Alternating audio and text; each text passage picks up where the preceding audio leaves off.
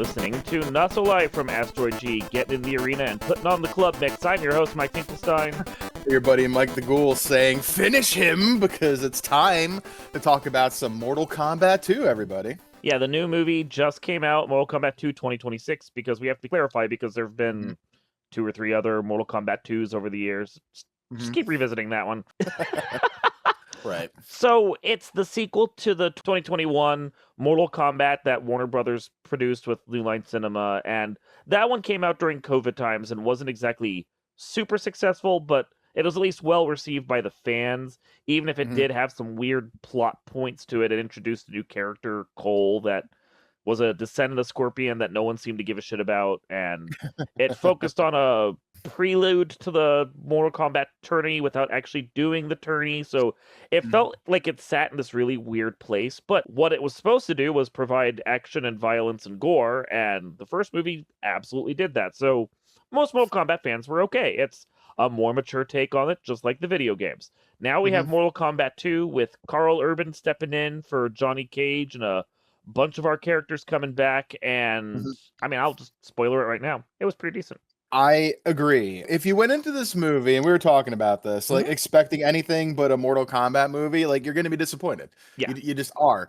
You're there for a reason if you're watching this movie, and if you're not, someone conned you. But if you're there to see a Mortal Kombat movie, I mean, damn, it delivered on what you wanted. I'll give it that. You're like someone conned you, and I'm like, where's Ryan Gosling pronouncing his love for the what's going on? Although honestly, Ryan Gosling in a Mortal Kombat movie would be absolutely hysterical, and I would watch. Wouldn't that. it? Oh my goodness! Great. Right. That'd right. be And so good. Have him play Baraka or something too, like random, right? He'd be a fantastic Baraka. I'm just yeah. It was. No. They pulled out a lot of the nostalgia here. They hit on a lot of different notes. They had a story in there also. More than you expect from a Mortal Kombat movie. Yes. That didn't fall flat. No. To be perfectly honest. Did it detract or add anything? Not really. But it wasn't like it was in there and like, just show me someone getting killed. So well, if they hadn't done any kind of story at all, then the movie would have felt like the exact same movie as the 1994 movie, which was basically, let's go to a tournament and then we fight in the tournament, and that's basically about it. This is, let's go to a tournament and also 2 of our characters learn some life lessons, Johnny Cage and Katana, which cool. Okay, I'm good with that. It was a fun action time. The effects were pretty cool. You get the nostalgia. You see, Scorpion back, obviously. Sub-Zero in some form comes back. Noob you saw, Noob Saibot / Smoke / Cyrax, I guess. I don't know what the fuck it was. That was a very strange one. But you see, so we'll get into that. It is a thing, as you said. If you went into this expecting anything other than a Mortal Kombat, then you are probably going to be disappointed. And I'm seeing reviewers online doing exactly that. They're like, this was trash. It was bland. The characters didn't mean anything. There's rote performances and rote storytelling. And I'm like, did you see the thing where Katana sliced the Emperor's head into 3 pieces? Like, what were you going to a Mortal Kombat movie for? Because that was what I wanted. Sometimes you don't go to movies for the plot, and you got to go there with an expectation. And if you expected a Mortal Kombat movie, it delivered across the board. The violence was there. There was some unexpected deaths here and there, but at the same time, it's Mortal Kombat. No death is forever. So true. Well, they left the door open for a 3rd movie. I'd probably go see it. I would, yeah. If they would. They didn't have an end credit or a post credit, which is somewhat refreshing. These days, to be perfectly honest. They gave you fighter select screen music and the voiceover, Johnny Cage, Sub-Zero, like to touch that like little wrinkle in the back of your brain. They knew what they were doing, and they did it pretty well. I was impressed. I was too. Before we continue talking about the carnage and the excellent bloodlust that we got in this movie, we want to take a moment to thank this week's sponsor, LexCorp. The world is constantly changing. It's a new era of man and Superman, of gods and monsters. And the new era needs a new kind of leader. Lex Luthor is that man, and LexCorp is the company that will provide his solutions. He's the genius who built the corporation from the ground up and gave you so many new devices, from the Lex phone to the LexNet and even the Lex Pod. Because who are you going to trust? A visionary that powers your lives, or a questionable alien from another planet? LexCorp, the real superheroes. Thank you this week to our sponsor. So the basics of the movie, it's paying off what was set up in the first film. The first one said, hey, a tournament is coming and the Emperor is going to invade, and if we don't fight this time, Earth will become part of Netherrealm. This movie Mhm. at the very start says, hey, it's been 20 years since the last tournament. The Earth is going to have to battle with Outrealm. And if we don't win this time, the Emperor is going to win and take over. And you're like, okay, well, I mean, they're just reiterating the story I knew, but that's not a big Mhm. deal. So then you Mhm. get most of the heroes that we had the previous time. Liu Kang, Jax, Sonya Blade, and we had Cole, the descendant of Scorpion. Yeah. Those were the 4 that returned from the first movie hero-wise. And Those are the Raiden, 4. of course. And then they bring back Kano and Kung Lao, and I don't feel like I'm Oh, spoiling those because those were in the trailers. They yeah, have yeah. Katana, who's new, Jade, Mhm. who's new for these movies, not Mhm. for Mortal Mhm. Kombat fans. Shao Kahn and Shang Shang Tsung. Tsung, yep. So Sindel yeah. and Sorcerer, who's going to lead Mhm. to the next villain that they have to fight because the Yeah. series can't just end with the Emperor. They always come up with some new evil guy for them to battle. Yeah. Basically, if you looked at a roster and go, these are cool looking fighters, then they threw all of them in this movie, be like, here's your cool looking fighters, enjoy. They didn't hold back on that at all. Into that mix is tossed Katana, as we mentioned, Mhm. and Johnny Cage. Katana is the daughter of the king of a world that was conquered by the Emperor, and in true Thanos fashion, he takes the king's daughter and makes her his own. Mhm. Mhm. As if that went so well for Thanos when he did it. I mean, come on, guys. Think about your plot lines here. And then we have Johnny Cage, a forced to retire 1980s Yeah. action star who Over is the hill, seen his best days, kind of forgotten in the pantheon of Saturday morning rerun movies kind of deal, you know? Yep, yep. And he's just looking to do something with his life. But when the tournament Mhm. comes up, he's like, yeah, no, that is so not me. Yes.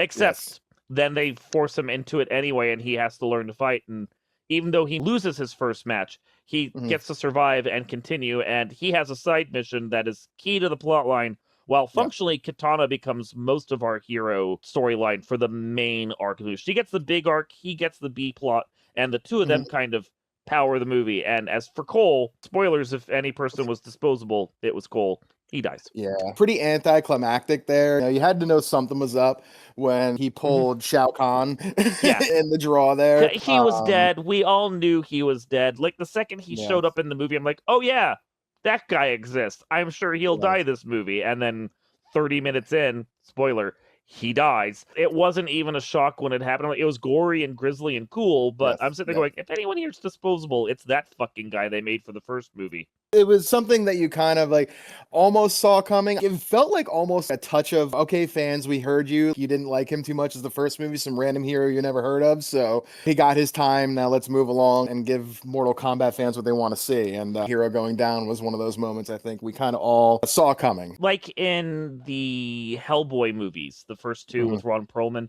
where they Mhm. introduced a CIA agent that wasn't in the comics at all. And then when they did the second movie, that CIA agent, it was just suddenly missing because they didn't need him because everyone was like, yeah, this sucked and this was stupid and the fans hated it. Why did we do this?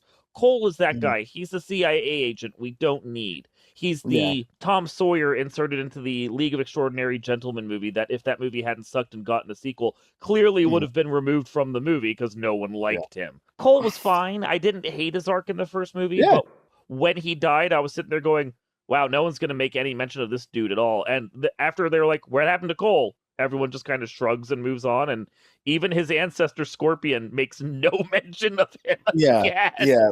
I didn't understand that from the first movie, right? Like, you bring in this new character, he's the ancestor of Scorpion. Why not just fucking bring back Scorpion? Like, Yeah. then they did. And there's an arc for him as well here. I thought that was pretty cool when they go to Netherrealm and they're walking around and it's this beautiful Zen garden. And then the plot happens and it just melts away into like fucking fire and brimstone. I was like, oh, okay, I see what you're doing here. You know, if your will's strong enough, he's still got that in him.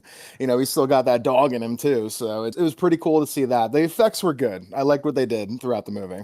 But it does speak to the problem with Cole is the fact that the second Scorpion shows up, Cole's storyline isn't really Cole's anymore. It's Scorpion, and Scorpion has the more interesting storyline. So Yeah. if you kill Cole off, it doesn't stop Scorpion from having a kick-ass storyline anyway. So why is Mhm. Cole even here? We gotta lose a couple heroes along the way, and you know, He your was the one. sacrifice Mhm. was appreciated. It was a good death. It was a You- good death. You showed up, you got a paycheck. I'm happy for the actor, but yeah, Yeah. no.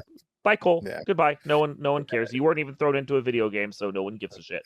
So It's so funny. Like the hero of the first movie got 5 minutes of screen time in this movie overall. And the best part of this movie, aside from the blood and the gore and everything, was Kano to me. Kano was just great. oh I my loved him God. so much. He was awesome. They brought him back and they switched him from just villainous dipshit to anti-hero dipshit, and somehow it Yeah. worked so much better. He stole scenes, he had good Yep. lines, he played Yep. off of Johnny Cage really well. I enjoyed Kano. I'm sitting there going, wow, I could see more Kano in the future movies. He's fun. It's true. Yeah. And it's funny too, because like the theater that I was in, like had maybe it was like a theater for like 300 people, but there was maybe like 50 of us in there. Well, you were there at 10 when in the morning. Come on. exactly. Yeah. I'm making that point too. I got in an early movie. I like early movies, but like my point of this is it's a big theater. There wasn't a whole lot of us in there. When Kano was on screen doing his shit, you heard the theater laugh. I will say, I think the small town that I'm in, even though it was a bunch of people my age, a little younger, a little older showing up for this, which was funny, realizing that 55 pluses are Mortal Kombat fans. And I'm sitting there going, oh my God, this franchise has been around for a while. Forever. Blood code forever. Okay. Exactly. ABAC, for this Genesis. I remember it to this day. I was laughing my ass off. My wife was laughing her ass off at this movie because it was hilarious. There were great gore moments that we were just tickled at. We were the only people in the theater laughing. I'm sitting there going, are you guys watching the same? It's the same experience I had when I was watching Fight Club, and I was like, this movie's hysterical. Why isn't everyone else laughing? I didn't understand. That's sad to hear, kind of, because he's in there for the purpose of making you laugh, like no other reason. Kano doesn't add tremendous value to the That story is aside from what he does is value. They even dismiss that because he's brought back because he stole an amulet, and they're like, we need him to tell us where the amulet is, and he looks at him and goes, it's in my pocket. Like, did you even think to check the corpse? And everyone's like, so do we need this guy anymore? I thought that was hilarious. That back and forth was great. He's like, it's probably in my pockets where I keep all the other shit I steal. It was great. Like, he was just funny. He was fun.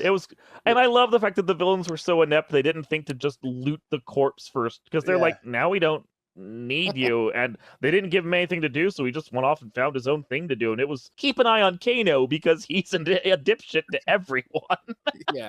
Kano is loyal to Kano, and in true Kano fashion, he was loyal to Kano. He was loyal to It was great. They showcased so many of the characters really well, and some of their weird powers and everything else. Jade and Katana got their weapons. They got to do their moves. Liu Kang got to do his cool fire moves and his animality. For the people that have played these games since the very first came out, there were all these nice little nods and things that worked well. And as you point out, some characters were kind of amalgamated and changed around, like Noob Saibot and Smoke were sort of combined. I didn't understand that, but I also felt like I didn't have to. Again, it's just martial arts and fun to watch. And like, there was little things in this movie that were there for the fans that you wouldn't really know unless you knew. Like when Sonya and Sindel are fighting, they're in the spike pit, which everybody knows is an iconic level from the first game. And when Shao Kahn is fighting Cole, they're in the sewer pit there. That was another level. Yeah, it was done pretty well overall. They knew what they were doing. I wouldn't say this was Deadpool Wolverine level of for the fans. This is your love letter kind of thing,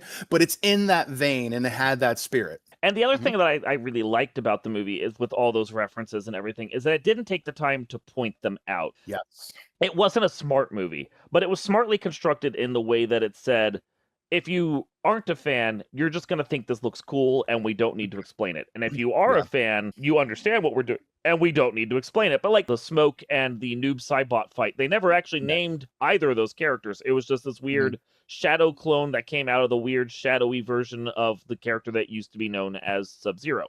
And they never use their character names. They just give him his actual name from the series, and it just kind of is what it is. But it was cool that we're like, well, let's now explain why he has this new shadow power and how everything. They're like, fuck it, he's awesome. Throw him in there, let him dive around the stage, and who gives a shit?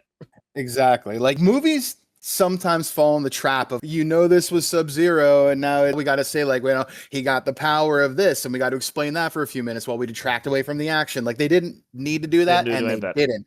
No. And they didn't, which was a smart decision, because you keep your people engaged when they're there to see a Mortal Kombat movie. And there was very little downtime exposition. It did fall into, like, I'm going to say the trap every now and again when it's like a serious moment, but then they make a joke. Like, it's not a total serious moment, but it wasn't over the top too bad. And when they joked, it was appropriate, but it did sometimes toe that line of being just like a little too on the nose, trying to be funny, but it didn't break the threshold of being too much for me. Johnny Cage, Carl Urban was, he was Carl Urban playing Johnny Cage. Quite literally, he was fun. He was fantastic. He had a nice little interaction with Baraka that was very cool. It kind of added a new like layer to Johnny kind of coming out of his shell, which was kind of cool because he wasn't exactly the true hero. In the end, it was more so Katana, but his actions and his decisions led to them being in that position, which was cool to see him grow as well. They were only quippy when it was a character that was meant to be quippy. Yes. Johnny Cage and Kano.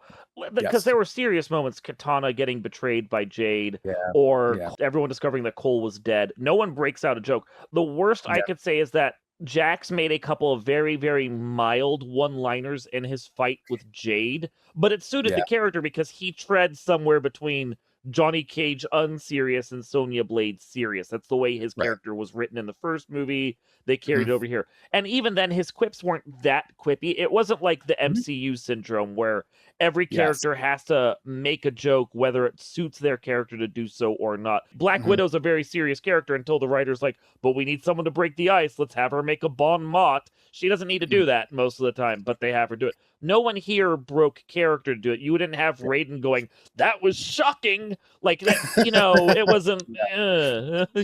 You'd expect that from the first Mortal Kombat back in 1994 when you had the Highlander making really bad quips. Raiden here doesn't do that. The movie understood its characters. There was only quippy when they had a character in place that made it, and then that was because that was what their character would do. Yep, and that's why it wasn't too bad. Like, I do want to let people know, like, if that bothers you in movies, which sometimes it can, like, it does happen here, but it's contained and it makes sense, which is something that a Marvel movie with 4 times the budget doesn't do. At least this did what it did. It did it correctly. It knew when to stop. When the fights got serious, the movie got serious in its serious kind of way. When people die, like, there were stakes, people felt that, and there was consequence, which made the movie serious but fun all at the same time, which is a good thing to have, especially in a Mortal Kombat movie. When Kano makes quips, it's because he feels like he's above it all and he doesn't give a shit. When Johnny Cage makes quips, it's because he's pasting over his fragile ego and trying to make himself look more interesting than he did. Liu Kang speaks, he never makes one joke. He's serious, he's focused. He's the Ryu of the Mortal Kombat movies. He knows what he's doing and he's there to do a job. I never felt like Katana was going to come up and go, I'll fan you or something. Like, no, it doesn't. No, the movie knew what it was doing. And I appreciate that. It had its humor when it needed it. It had its violence pretty much all the fucking time because it's Mortal Kombat. And it knew how to stay to its lane. This was a movie that said fans of Mortal Kombat are looking for something specific. We're going to stay to our lane. Yeah. And they knew what they were doing and they nailed it. I hope this movie is successful because it should be. This is a movie that should make double, even triple its money back if the fans get the right word and go see it. Because this is one, like, you go into so many of these movies and you get disappointed. They try to be too much. They're too little. I'm not saying this movie's perfect by any means, but like if you go in there and just expect what you want to see, like you're going to see what you want to see from the very beginning of the movie with the fight. Like, that this guy's going to die because it has to happen, but they almost gave you a second, like, is he gonna really? No, they Game of Thrones us with Oberyn Martell there. They fucking nailed us, but it gave consequence and stakes to the story. That needed to happen for Katana's arc, and it wasn't like just kind of injected in there as a plot point, which, is good in a movie that's basically just about a fucking fighting video game from 30 years ago. Yeah, this movie basically says, okay, we have Ultimate Mortal Kombat 3. It had all these characters, it had all these storylines, it had all this going on. Let's take that game and make it the main tournament for the film that we're doing. And then they filmed it, and it worked exactly as the way that fans of the old Super Nintendo and Sega Genesis games were looking for. Nothing more, nothing less. If you were like the reviewers from the AV Club or other websites like that were sitting there going, well, this was an unserious movie and I was expecting cinema. What the fuck were you doing going to Mortal Kombat anyway? Come on. Yeah, you people, if that's you are the reason that movies like this that are actually shit movies that are good are not given the due they deserve, because this is a grimy, dirty movie for people from 30 years ago. And we should go see it because this movie shows a good journey from where the first one was, the campiness, the goofiness of that first one that had its touch of violence, to this movie, which is what we wish we saw 30 years ago with like the effects and everything. And it did it well. well. Right before the movie came out, they put out one more teaser trailer to try and get people to buy tickets. And it was basically just the footage from the movie where the characters pop in, stitched with the club mix of the theme song, where, as you said, the names are just like Kung Lao, Kitana. Yeah. That was literally it. That was the entire 45-second teaser spot.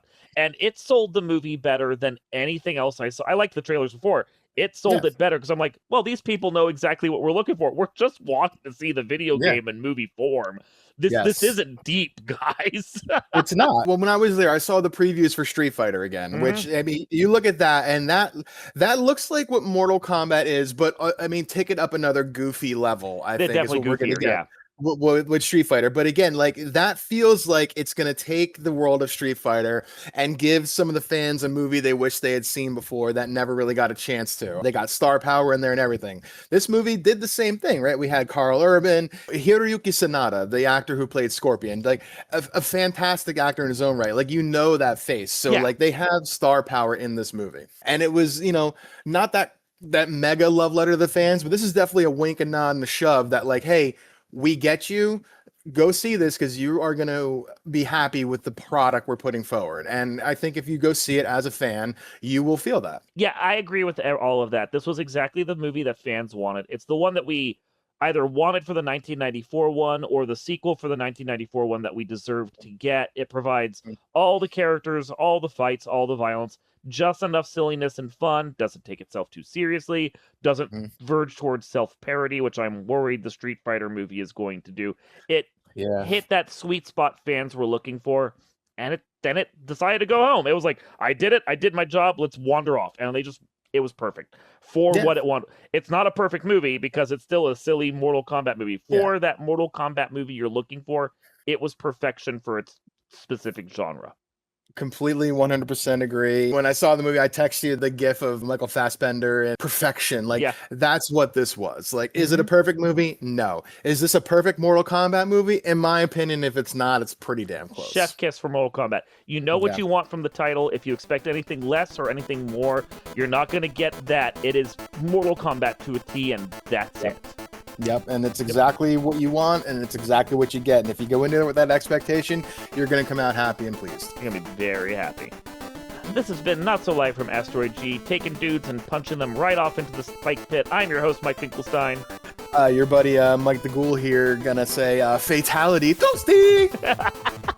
Oh, I forgot about that one. I'm sitting there going, what other dumb ones are there? Fatality! No, we're good. Toasty!